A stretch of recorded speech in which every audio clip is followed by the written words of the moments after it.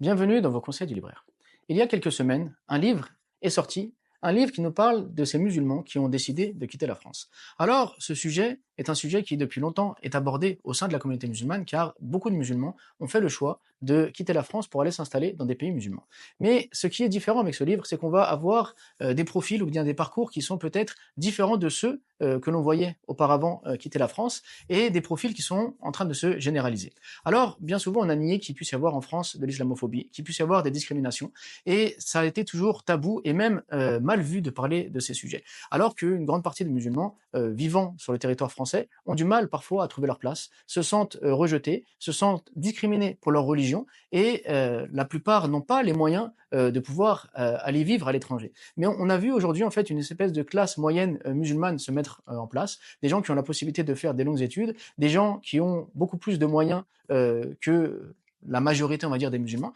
et donc qui ont l'opportunité de pouvoir quitter la France pour aller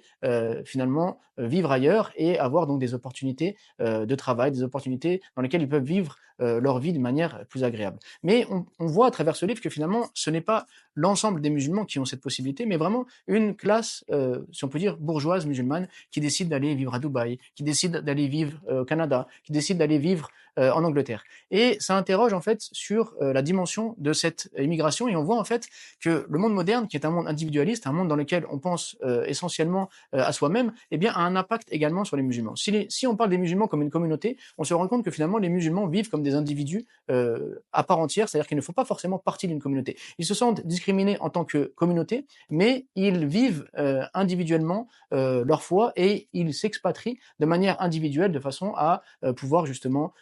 s'épanouir, avoir un confort de vie, avoir la plage à proximité, avoir des centres commerciaux à disposition, avoir en fait un mode de vie bourgeois qui n'est pas dérangé, dans lequel ils ne se sont pas dérangés par leur visibilité musulmane. Et donc ça interroge car lorsqu'on parle d'immigration, généralement, on parle comme exemple premier de l'immigration du prophète alayhi salam lorsqu'il quitte la Mecque pour aller à Médine et lorsqu'il il lie en fait entre les croyants qui deviennent,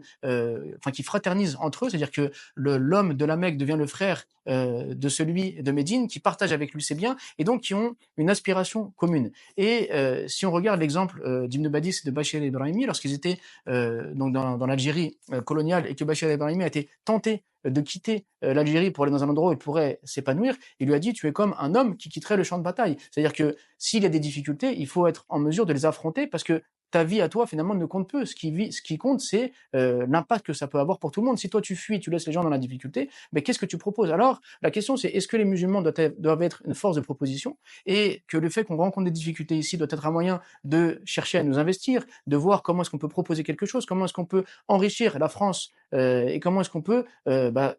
participer en fait à l'amélioration du quotidien de l'ensemble des musulmans qui vivent dans des situations difficiles. Alors ce livre a le mérite de pointer du doigt l'islamophobie, les difficultés que vivent les musulmans, et j'espère que les gens qui vont lire ce livre et qui ne sont pas musulmans vont pouvoir découvrir finalement le ressenti et les difficultés que traversent beaucoup de musulmans et qui sont habituellement niés, mais j'espère aussi qu'il permettra aux personnes qui sont musulmanes de s'interroger sur l'investissement. En fait, s'il y a des échecs ici, il peut y avoir des échecs certes de la politique française, mais il y a aussi des échecs des musulmans sur place qui n'ont pas su valoriser leur présence sur place, qui n'ont pas su montrer leur attachement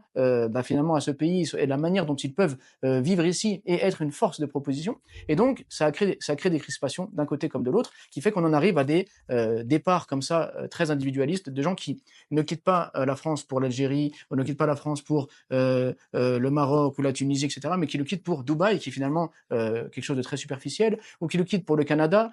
pour l'Angleterre, qui ressemble donc très fortement à la France, si ce n'est que on est noyé dans une société où on ne fait pas attention aux uns aux autres. Mais donc c'est très individualiste. Et il n'y a pas de projet de proposer quelque chose dans un pays musulman, où il n'y a pas de projet de s'investir ici et de lutter contre les difficultés. Donc ce livre nous remet complètement en question et j'espère suscitera des réflexions sur la vision donc des musulmans,